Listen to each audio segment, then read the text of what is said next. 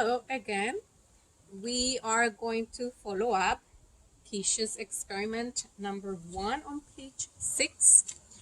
It's been 3 hours since we left the puddle of water in our paper plate, and you could see that it was really sunny, and now there's more shade. But you can see that the liquid water that was here was reduced. Why? Why did that happen?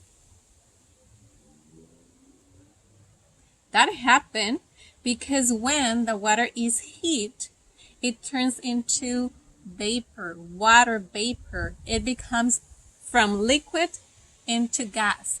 So that water, now it is in the air.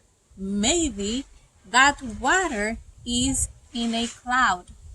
Eventually, that water would condensate and will precipitate in the form of rain, snow, sleet, or hail. And that water will be collected again in a lake, a river, or in an ocean.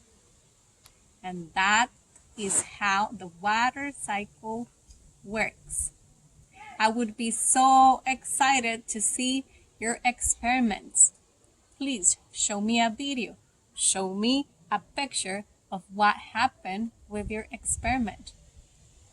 Thank you.